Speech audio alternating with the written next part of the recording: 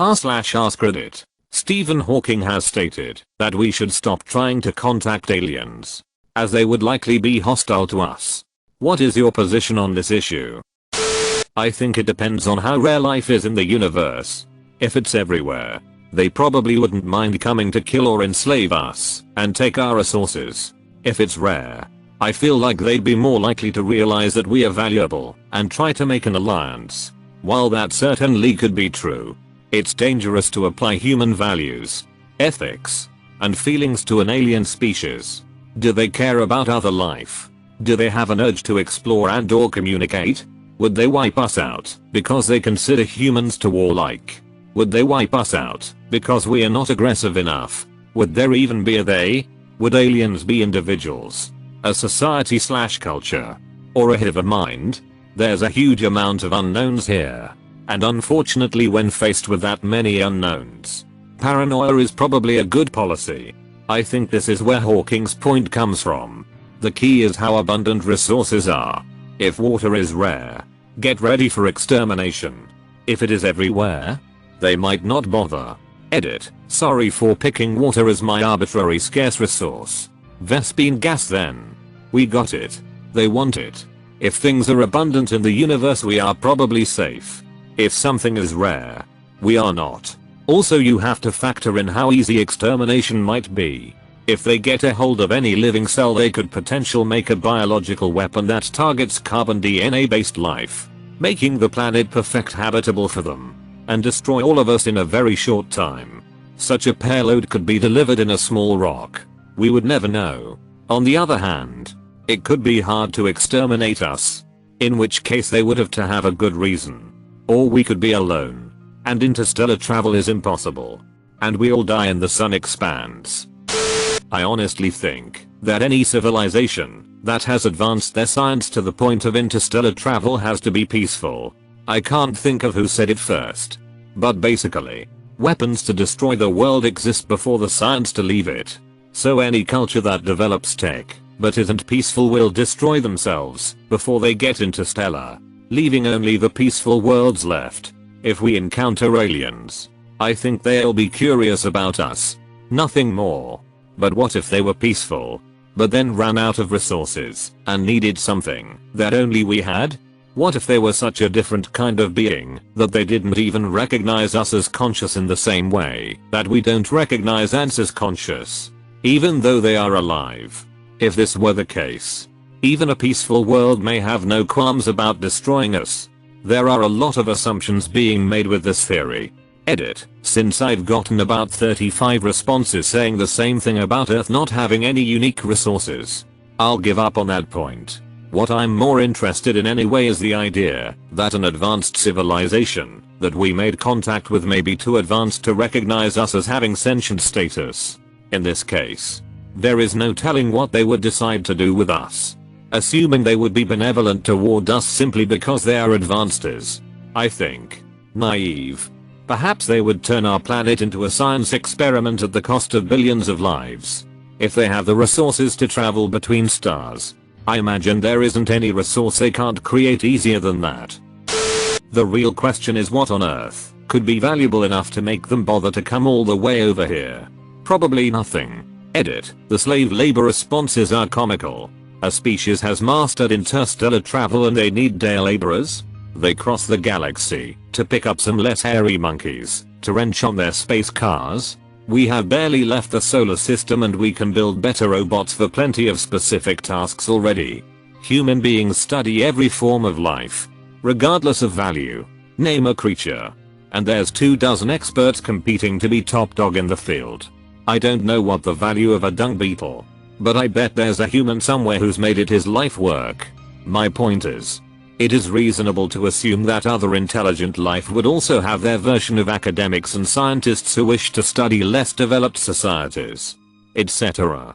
I think it's impossible to know if an extraterrestrial being doesn't already have human beings in their possession and in an artificial environment for study. Sometimes I think the surest sign that intelligent life exists elsewhere in the universe is that none of it has tried to contact us. Calvin and Hobbes. Heather, I love it. That's my email signature since quite some time. I forgot about non-business email signatures.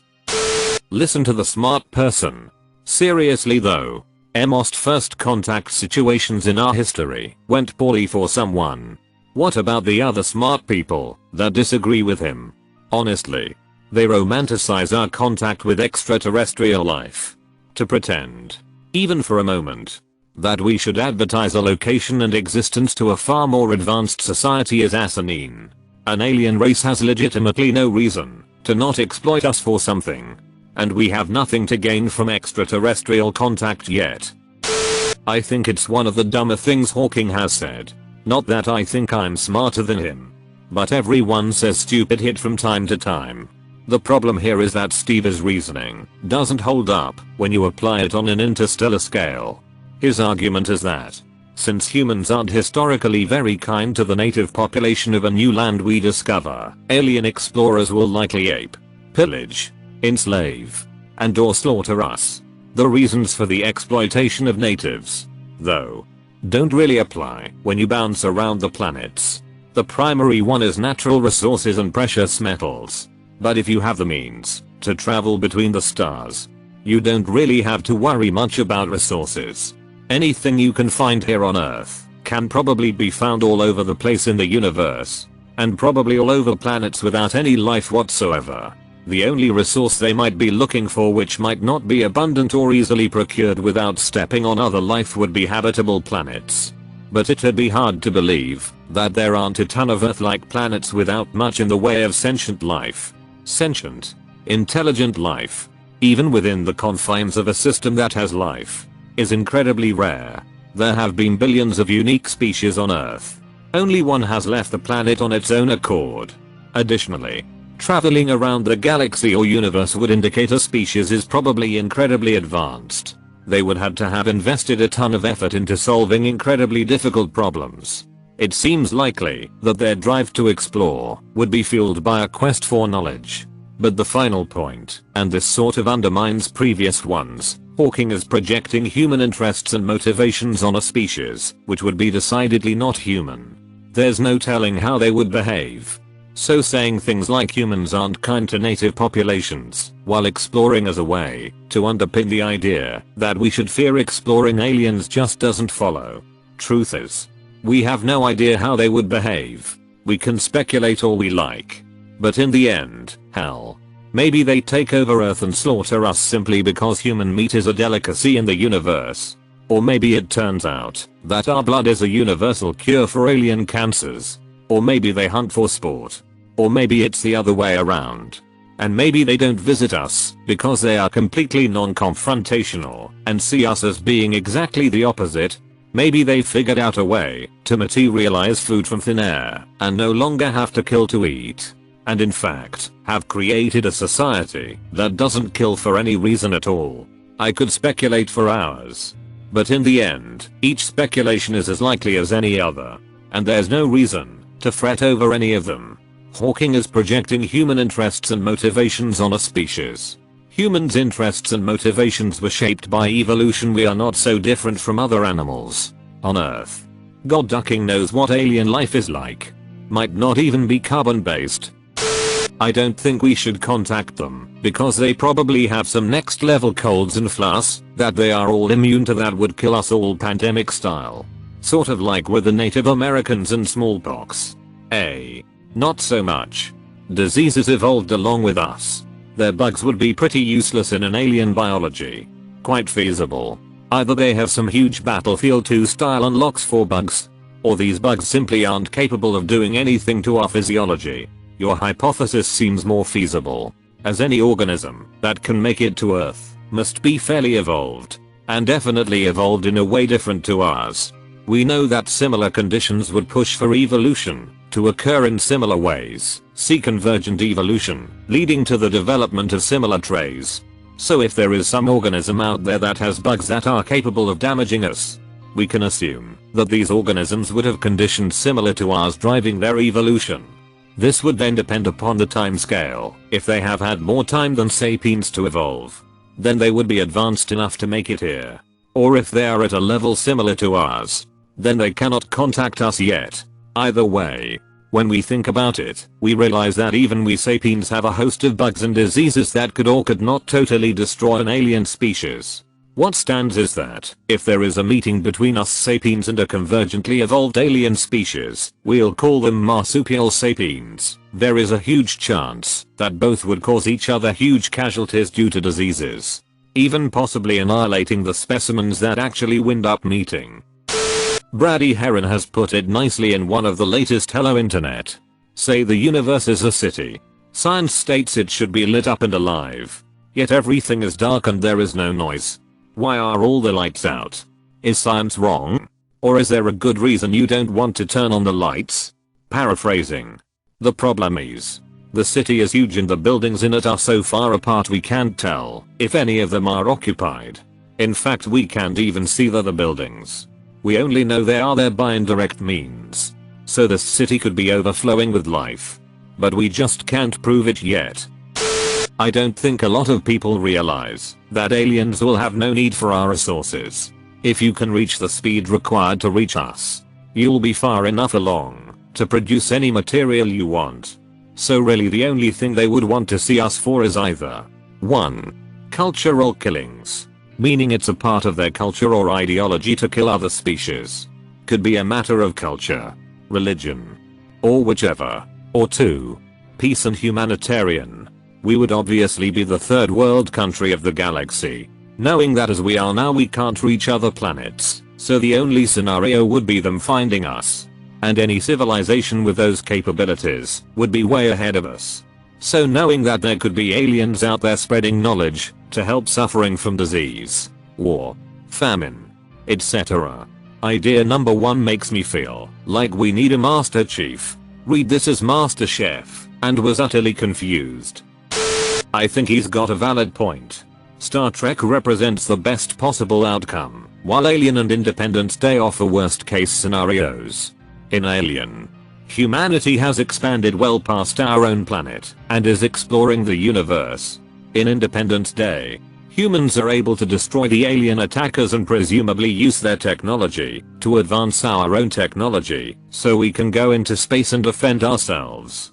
Neither of those is anywhere near worst case. Worst case is either humanity's chances of successfully escaping this planet in a significant way disappear within 100 years of now, or aliens obliterate us silently by a kinetic strike we never see coming. What I'm getting at here is that none of our movies come even close to addressing just how bad things can actually get.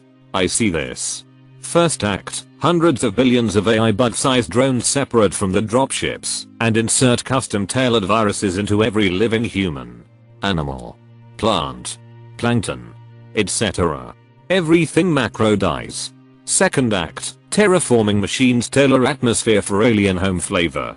Third act, bacteria and funguses are allowed to eat biomass of dead flora and fauna for a number of years to eliminate food sources. Third act, bacteriophages are cloud released which wipe out a vast majority living flora on Earth. Bacteria, algae, fungus is included.